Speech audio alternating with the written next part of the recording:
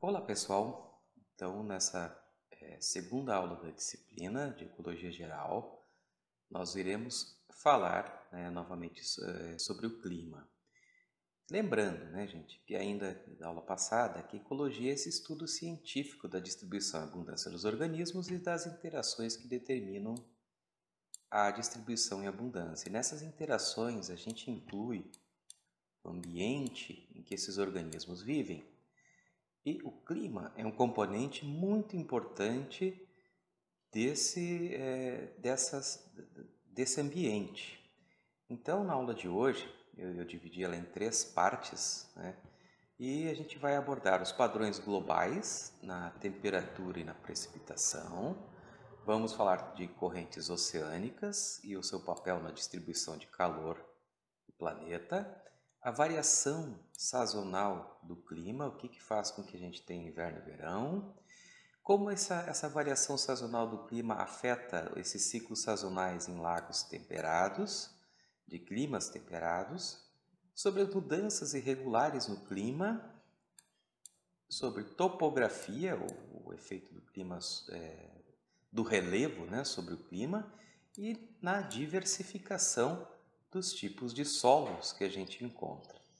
Então, falando primeiramente dos padrões globais na temperatura e na precipitação, uma coisa que a gente precisa entender é que a Terra ela não gira em torno do seu eixo da mesma forma o ano todo.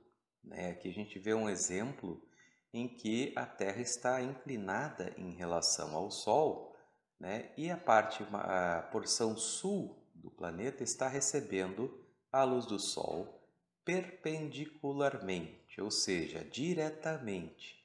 E aqui no Polo Norte, na região mais norte do planeta, a luz do Sol incidente está de forma menos perpendicular. Então, isso é como se a gente pegasse uma lanterna e apontasse para a parede, e se a gente aponta a lanterna reta para a parede, a gente vai ter um facho de luz concentrado, não é verdade? Se a gente aponta a lanterna já de uma forma não tão perpendicular à parede, se a gente põe ela mais para cima, a gente vai ver que o facho de luz aumenta, mas a luminosidade da área que a lanterna ilumina diminui. Então vejam, a luz do Sol, o Sol não traz só luz, ele traz calor também. Então, quando a porção do planeta que está recebendo a luz solar mais perpendicularmente, mais concentrada numa área pequena, como a gente vê aqui, isso provoca um aumento da temperatura nessa região. E quanto mais a gente se afasta da linha do Equador, quanto mais longe dessa luz direta do Sol, maior vai ser a área que ele vai atingir e menos calor ele vai trazer para essa área. Por isso essas áreas esfriam. Então esse é um ponto importante. A gente tem essa mudança no eixo da Terra que provoca mudanças na temperatura. E aqui a gente vê um esquema das estações climáticas na Terra. Então, quando a gente tem o solstício de inverno no hemisfério norte, isso acontece dia 22 de dezembro, e o solstício ocorre o solstício de verão no hemisfério norte no dia 21 de junho. Então vejam, a luz do Sol aqui está incidindo diretamente quando no inverno, lá nos Estados Unidos e na Europa, está frio. Isso significa que até que o eixo da Terra se movimentou nessa direção, e que a luz do Sol aqui não tem tanto calor, não esquenta tanto esse hemisfério, isso diminui a temperatura e também interfere na duração do dia. Quanto mais ao norte da linha do Equador, no inverno, menos luz solar a gente vai ter durante o dia. Os dias começam cada hora mais tarde e o Sol se põe cada vez mais cedo. Quando chega até um certo extremo, aqui no Polo Norte, a noite vai durar 24 horas. E, por outro lado, aqui no hemisfério sul, como o Sol aqui ele incide aqui no hemisfério sul por mais tempo, tem mais horas de duração do dia, a gente chega a esse outro extremo, né? Aqui no Polo Sul, a luz do dia dura 24 horas, então a gente tem um dia permanente no Polo Sul e uma noite permanente no Polo Norte. Vejam também que a linha do Equador continua recebendo luz do Sol, assim, a temperatura não varia muito aqui, tá? Porque a gente está perto da linha do Equador. Mas aqui quando a gente já está a uma certa distância, como aqui em São Paulo, Santa Catarina, Rio Grande do Sul, aqui é o nosso verão, certo? Então em dezembro, lá pelos meses de dezembro, a gente tem as temperaturas máximas registradas nessa região. E depois o eixo da Terra se inclina, né? Esse desenho não representa muito bem isso, né? Mas a gente tem a inclinação contrária, ele só pegou a Terra aqui e jogou para cá, tá bom? E a gente tem o contrário, né? Então, nesse período aqui, do solstício de verão do hemisfério norte, que é 21 de junho, a gente vai ter o verão. Então, nos Estados Unidos e Europa, na metade do ano, é considerado verão, certo? E aí acontece o contrário, né? No Polo Norte a gente vai ter dias mais longos, dias de até 24 horas, e no Hemisfério Sul a noite contínua também, 24 horas de escuridão. E aqui na Europa a gente tem esse aquecimento desta região e dias mais longos no Hemisfério Norte e mais curtos no Hemisfério Sul.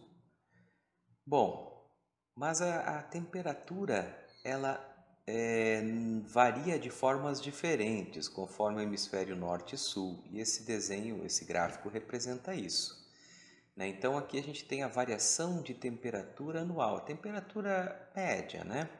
Então a gente tem no hemisfério norte, quando chega a época de inverno, temperaturas abaixo de menos 10 graus Celsius, como a gente vê aqui lá no Polo Norte, né? E quando está muito quente, quando é o verão do hemisfério norte, está a temperatura acima dos 10 graus Celsius aqui, ó, ou quase chegando a 10 graus Celsius, né?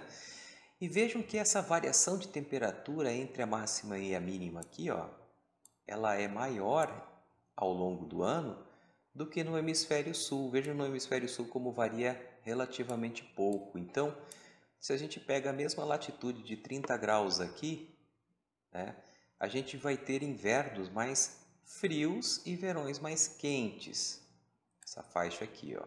Se a gente pega no hemisfério sul, essa variação aqui vai ser menor. E o que explica isso, né? Bom, a gente sabe que a água, o ambiente aquático, a água tem uma capacidade de reter calor. Para mudar a temperatura da água, a gente precisa de muita energia. Essa energia vem do Sol. E se a gente divide aqui o nosso planeta ao meio, né, aqui está a nossa linha do Equador, a gente vai ver que no hemisfério norte a gente tem muito mais continentes, a gente tem muito mais área de terra do que no hemisfério sul, onde a gente tem uma região muito maior de água, né? Então essa água serve como um controle de temperatura, ela ameniza o calor no verão e ameniza o frio no inverno, porque a gente vai ver mais adiante que a água tem outro papel também na circulação de temperatura no planeta. Então, o fato do hemisfério norte ter mais continente em relação ao oceano faz com que, quando é frio, esse continente não consegue reter calor, ele esfria rapidamente, né? E as temperaturas baixam mais. E quando tem mais sol, as temperaturas também aumentam rapidamente. Então a gente tem uma variação maior de temperatura ao longo do ano. E aqui no sul, a gente também tem continente, é claro, né? Mas a temperatura é regulada também pelo oceano, que ele nem esfria tanto e nem aquece tanto, dependendo do zênite solar. E aí outra coisa que acontece, né, ao longo dessa variação anual de temperatura, quando aumenta a temperatura no local, a temperatura do ar determina quanta água o ar consegue carregar, né? Porque por que chove, né, gente? Quando a gente tem um ar a 20 graus de temperatura aqui, ó, 20 graus de temperatura, a gente vai ter uma pressão de equilíbrio de vapor de água de pouco mais de 2 quilopascais. O que isso significa? Que em 20 graus de temperatura, quando a pressão de equilíbrio chega até pouco mais de 2 quilopascais, ou seja, tem essa quantidade de vapor de água no ar, ela não se condensa, certo? Mas se a pressão de equilíbrio de vapor de água ultrapassa esse ponto aqui, aí chove. Então essa umidade do ar vai embora, né? Vejam que aqui quando está 40 graus de temperatura do ar aqui, ó, a nossa pressão é muito maior, é 7. Então a gente pode ter mais água ainda no ar. Certo? Então esse fenômeno aqui, regiões muito frias, né? Aqui próximo a 0 graus, quando a gente vai ver, a gente tem menos de 1 quilopascais. Então geralmente os invernos lá no norte e também no sul do Brasil e no hemisfério norte são invernos com temperaturas frias e sem muita umidade de água na atmosfera, porque essa temperatura fria, o que ultrapassa de umidade de água disso aqui já cai em forma de chuva ou neve. Então a umidade não se mantém no ar e os invernos são bem secos, enquanto os verões na Amazônia, que a nossa umidade relativa do ar geralmente fica acima dos 90%. Né? A gente tem muita água aqui na nossa atmosfera. E aí, gente, o que isso quer dizer? Né? A gente tem uma região que recebe no planeta, né, o ano todo, as regiões próximas à linha do Equador, essas aqui, elas recebem muita energia do Sol. E como aqui também tem água, né? Tem os oceanos, tem as florestas tropicais, então tem uma grande evaporação. E essa água evaporada, né, ela diminui a pressão atmosférica. Esse aumento do calor faz com que o ar se aqueça e o ar quente sobe, né, gente? Por isso que a gente tem os balões de São João, certo? A gente aquece o ar dentro do balão e ele acaba subindo. Esse fenômeno é parecido com o que acontece aqui numa floresta pluvial, a nossa floresta amazônica. Nossa floresta amazônica está aqui, perto da linha do Equador, né? Então o Sol evapora essa água, esse ar quente com água sobe, né? E quando ele atinge uma certa altitude, esfria e condensa e cai chuva nessa região. Então está sempre evaporando água e caindo água nessa região. Mas no planeta Terra, se a gente olha numa escala maior, a gente vai ter que esse ar que subiu aqui, né, ele tem que ser reposto por algum outro ar, que é esse ar aqui, ó, próximo à superfície, que vem do norte para o Equador e que vem do sul para o Equador também. E eles vêm trazendo esse ar de alta pressão, certo? Então aqui tem uma baixa pressão, perto da linha do Equador, onde evapora a água, e uma alta pressão aqui longe da linha do Equador, né? Aqui geralmente aqui nos 30 graus norte, 30 graus sul. Então a gente tem essa zona de alta pressão, que é um ar mais frio e sem umidade. Então esse ar aqui ele vem vindo em direção à floresta, né? Por baixo. E aqui por cima, ó, gente, esse desenho aqui está de lado, tá? Mas isso aqui é por cima, a gente está vendo a Terra aqui, ó, tá? Então, quando esse ar aqui sobe, ele deixa a umidade aqui, porque a umidade, quando encontra quando muita umidade encontra uma temperatura do ar baixa, isso chove. E essa corrente aqui, ó, faz com que o ar se afaste do Equador em direção tanto ao sul quanto ao norte do planeta.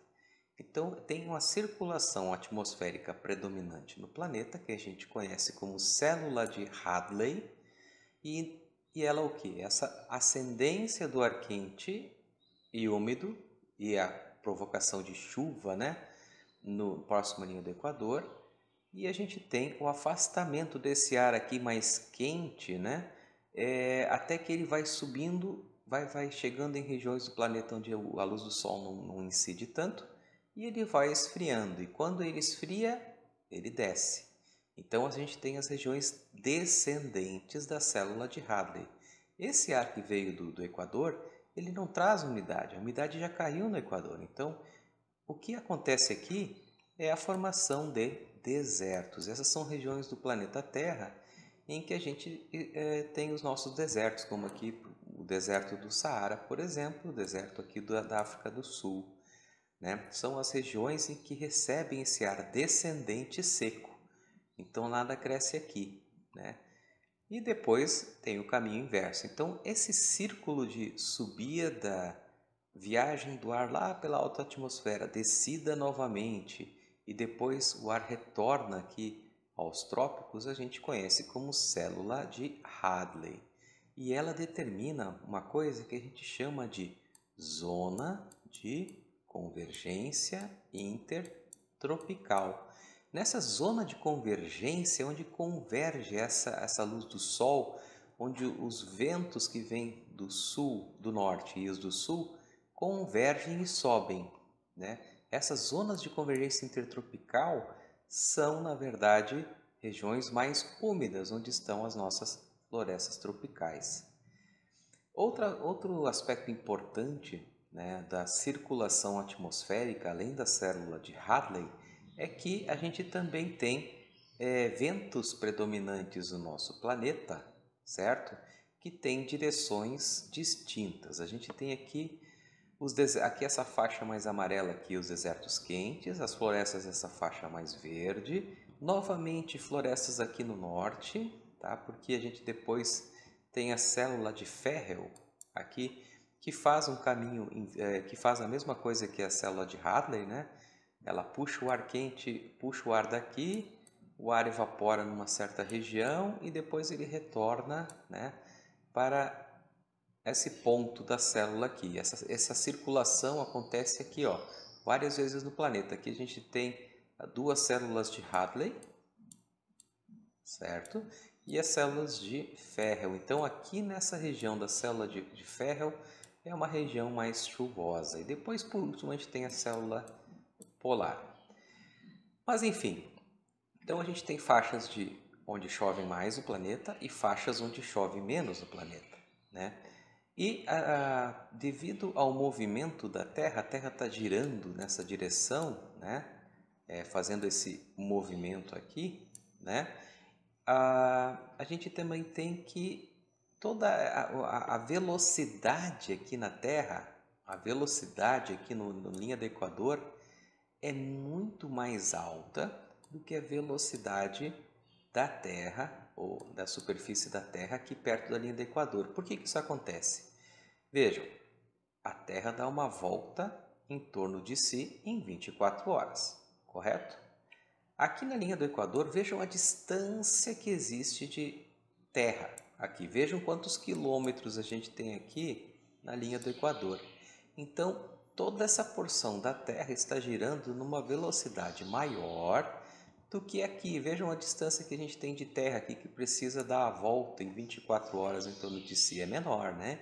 Então, dividindo a distância pelo tempo, a gente tem uma velocidade menor aqui e uma velocidade maior aqui. Então veja, como o ar ele que está próximo à superfície, longe da superfície, né? O ar aqui acaba indo mais rápido do que à medida que a gente vai subindo aqui. Então essa diferença de velocidade, né, faz com que a gente tenha um movimento de ar que não é só da célula de Hadley, mas também que o que acontece, a gente tem os alísios de Nordeste e os alísios de Sudeste, que são ventos predominantes que se formam, né, e que tem essa direção dessas setas aqui. E lá perto da linha do Polo Norte, né, ou do Polo Sul, a gente tem os ventos de oeste, né, que tem essa direção predominante, e os ventos de oeste que tem essa versão predominante. Aqui eu acho que vocês estão ouvindo a narração do cara da NASA, né? Vocês podem observar, né, aqui está mostrando, na verdade, em vermelho a concentração de CO2 do planeta, né? Então, onde está mais vermelho tem mais CO2, isso ao longo do ano de 2006, certo? E o que a gente pode observar aqui, né? Vejam os nossos ventos alísios, né? Vejam que na Terra a gente tem uma circulação de ar aqui no meio da Terra que tem essa direção, né? Que é uma direção no sentido leste-oeste. E aqui no norte a gente tem uma direção oeste-leste da direção do ar, né? Então a gente pode observar aqui os ventos alísios, além, é claro, de observar o CO2. Isso a gente vai falar quando estiver falando de mudanças climáticas e o efeito do homem sobre o clima, né? Mas eu acho que é interessante essa imagem para ilustrar isso, né? Esses ventos alísios, né? Bom, o clima na Terra, então, basicamente, né? A gente viu que a zona de convergência intertropical está atuando aqui, que os ventos alísios têm a sua direção, né?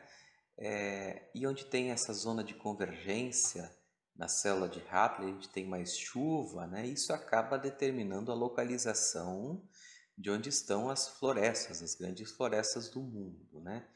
Em ecologia de florestas tropicais, a gente vai entender o que essa floresta está fazendo aqui, por exemplo, né? Aqui já não está próximo de uma região descendente da célula de Hadley, não deveria ter deserto. Vejam, nessa faixa de latitude a gente está vendo só deserto, né? Por que aqui tem floresta tropical? Né? Será que está errado tudo que eu falei? Né? E aqui perto da linha do Equador, né, a gente tem as grandes florestas da América, da África, né, da Indonésia. E aqui longe da linha do Equador de novo, né, a gente tem a região descendente da célula de Hadley, a gente tem desertos do Chile, da África, da Austrália aqui localizados, né?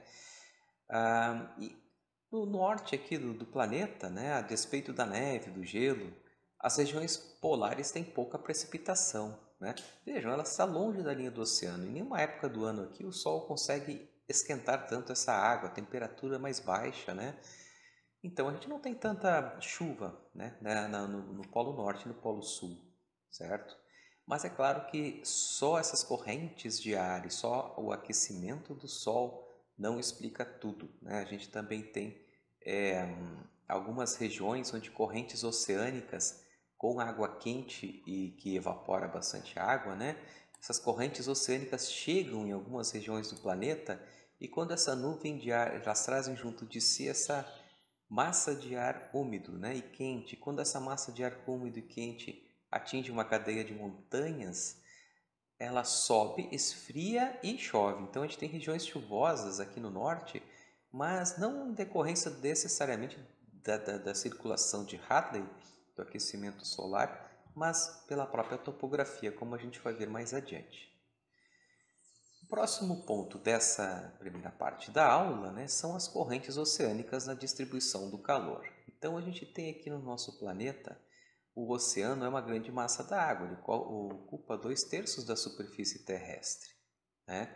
Então vocês veem por essas setas aqui, né, que a gente tem uma circulação. Os oceanos funcionam como se fossem grandes rios, eles não são um lago com água parada. Então a gente tem correntes como aqui a Equatorial Sul, né, que ela vem da África, vem até o Equador e depois desce aqui pela América do Sul, né?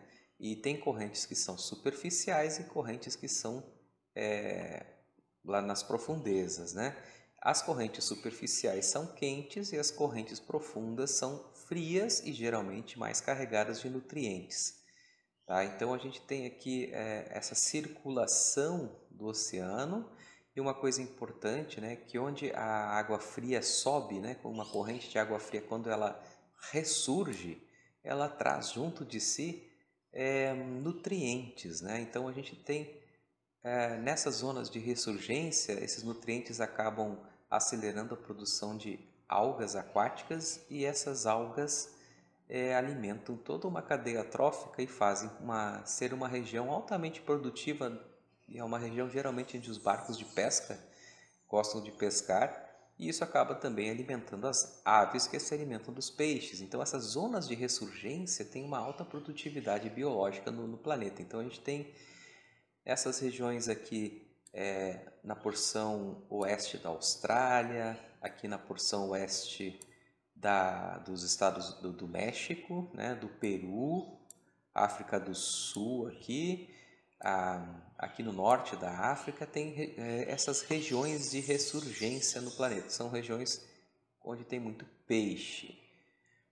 Aqui a gente tem um esquema da NASA em que eles fizeram uma animação mostrando essas correntes oceânicas. Vejam que as setas mais fortes aqui são água superficial e quente. Quando elas chegam numa certa região do planeta, elas esfriam e como a água mais fria desce, né, ela acaba voltando por baixo aqui do planeta, certo? Então a gente tem aqui uma corrente que a gente chama de termoalina, né? Então uma corrente aqui, a água aqui superficial e quente, ela vai indo em direção norte e a água vai evaporando, só que o sal não evapora da água.